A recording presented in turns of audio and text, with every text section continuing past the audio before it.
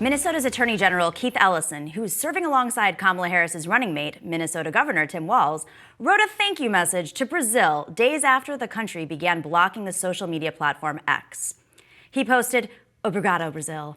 This drew a strong rebuttal from Elon Musk as well as conservatives online. Musk wrote in a message sharing Ellison's post, "The Democratic Party, same one that used to defend the First Amendment, now wants to destroy the First Amendment." Brazil began banning access to X on Saturday after the company missed a deadline to appoint a legal representative to Brazil. According to the Associated Press, anyone found trying to get past the blockage by using VPNs could face daily fines of nearly $9,000. According to the Associated Press, we had Michael Schellenberger on yesterday, and me and Jessica really got into it over this.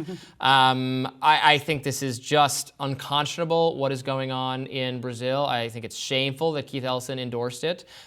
These are orders to violate free speech, to take down accounts, and they are now, X is no longer available in Brazil because of one man, one judge's desire to appoint himself the gatekeeper of what should be allowed on the platform. They don't have the First Amendment in Brazil, so maybe they can do that, but I think it's wrong. If you are a broadcaster, you Sure. have to have a license in the United States. That is basically what was asked of Elon Musk and X, was to follow the law of essentially having a platform, a broadcast platform in Brazil, and they didn't do it. It was a very simple thing for him to do, and he didn't do it. And now in the name of free speech, which is always very questionable with Elon Musk, because free speech is not for all on X. Free speech is for whoever the algorithm wants to promote. Free speech is given to bots. Free speech is not given to shadow-bound people. The algorithm is incredibly biased towards, it's sexist and it's racist, and that's been investigated. So his idea of free speech is on his terms for his people when he wants it.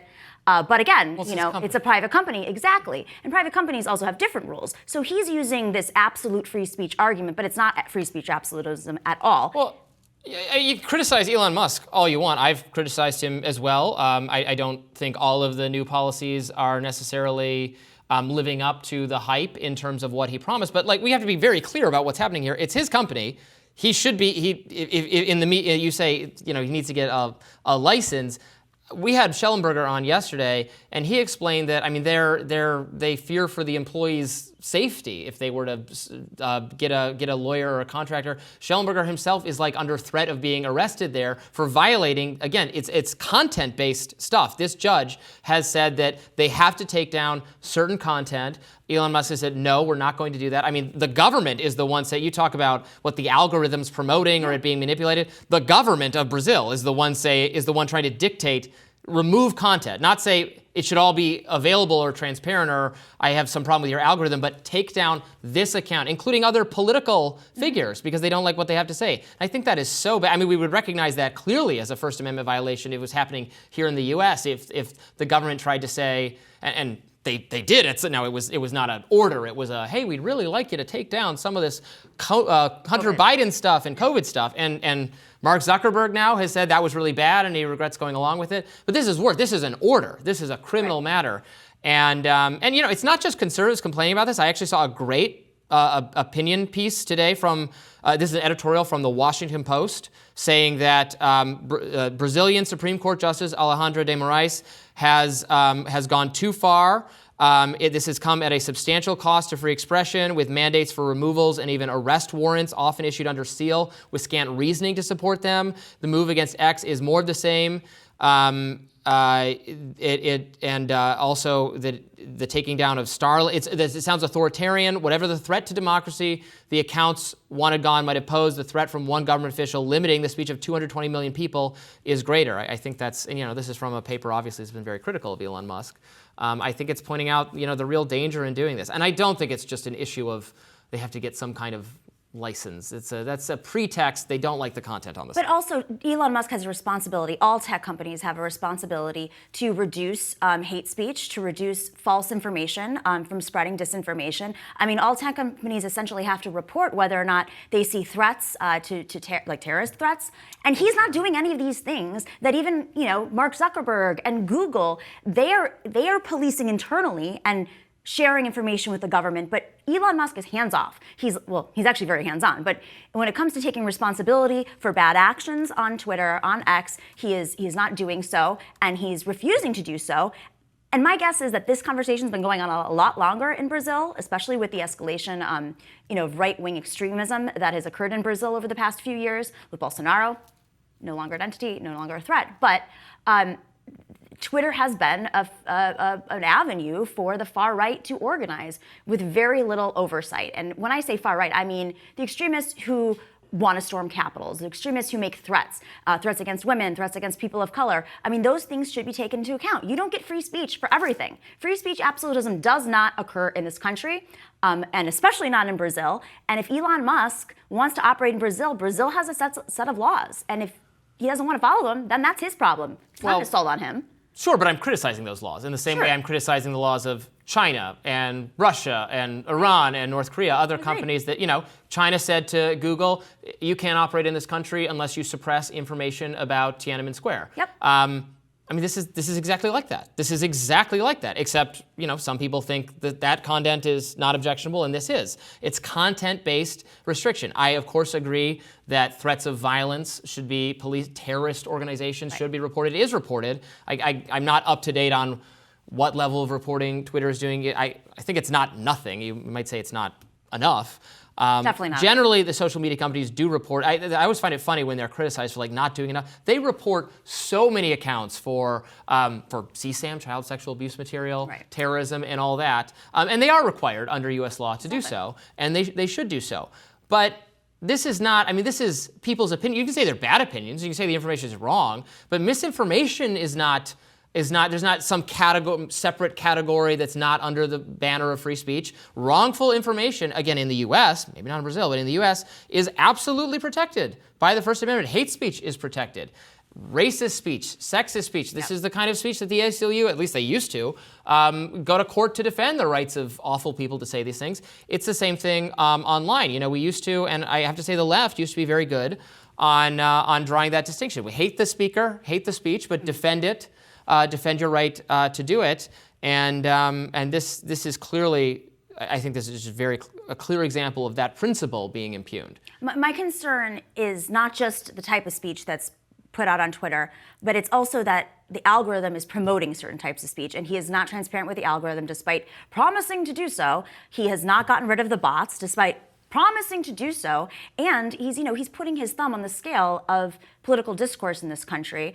And that has serious consequences, not just on elections. I mean, we were talking about previously how Russia's doing this, but internally, we have a platform that more or less has a monopoly on these types of conversations that we've gotten used to, whether journalists sharing information or politicians announcing they're not running for office or are running for office. I mean, it is such a big part of our lives, and he is putting the thumb on the scale and not calling out, getting rid of the bad actors, which can influence elections and, frankly, safety. When federal authorities went to Facebook and said, be wary of a story that's about to come out about the Biden family and Burisma, and you should be very skeptical about that because there's this Russian influence campaign probably going on, and then the Hunter Biden laptop story does come out and they suppress it based on that information from the government.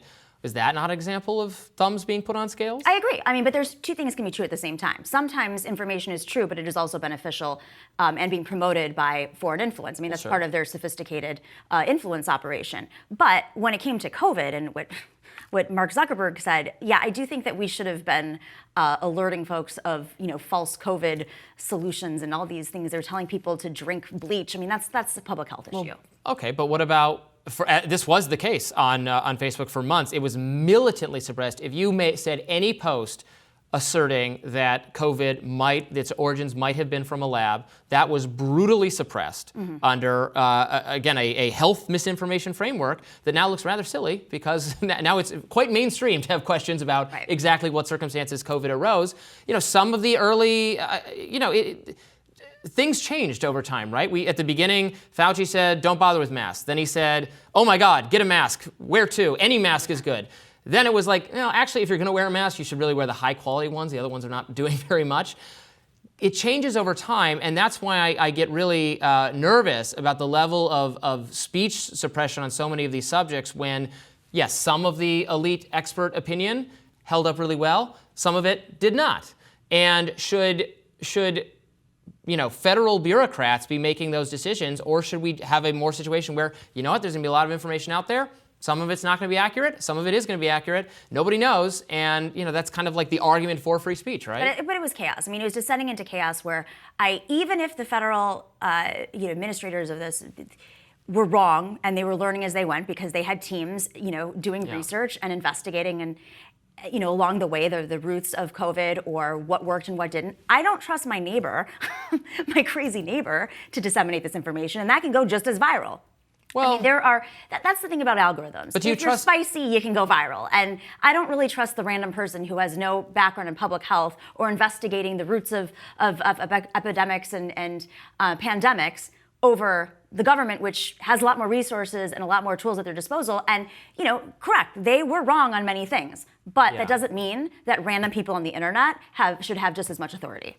Well, but I leave that up to people to decide. It's not, who am I to say who are I can make an argument for it, but they were asserting not just that these people were wrong, that we're going to correct their information with information of our own, but that they should be thrown off social media. Again, sometimes for things that turned out to be wrong, like the lab leak, some of the at the highest level, it was, get the vaccine to protect yourself from infection. And we all got breakthrough cases. That didn't end up. The vaccines have held up in terms of the importance of protecting oneself against severe disease and death, particularly if you're older or immunocompromised. But that was not what Joe Biden himself said about it when it first rolled out. So it's made me even more wary than I was previously of suppressing information, even if it might be wrong, because who gets to decide that? I think that's got to be our collective judgment. And again, going back to Twitter, to X, some of this false information, it gets fact-checked on the site itself through community notes. Sort of. Sort of. I mean, more than sort of. Sometimes, but it's better than Facebook in that way, where Facebook's fact-checking is outsourced to these random activist organizations that they've fact-checked me wrongly numerous times. They've taken out articles of mine where I say, why is this taken down? And they say, because you made this claim. I go, this claim does not even appear in this article, and then it gets restored. Or if you share a post and it's a meme, you're cited and you get two more marks on Instagram and then you're banned. Exactly. I don't agree with that either. I mean, I think that there has to be some sort of reasoning and it can't just be based on some algorithmic understanding of whether this is true or not true. I mean, if you share a post, you shouldn't be held just as liable as the person who created that meme and is spreading the disinformation. Right. The whole goal is to stop disinformation from spreading, and that, again, comes down to algorithms, in my opinion. Well, that does it for us today on Rising. It was great being with you today. This was a lot of fun. Thanks for swinging by. Be sure to like, share, and subscribe so you never miss any of our content. And for those of you who like to listen while on the go, we're now available anywhere you can find podcasts. Thanks so much. See you later.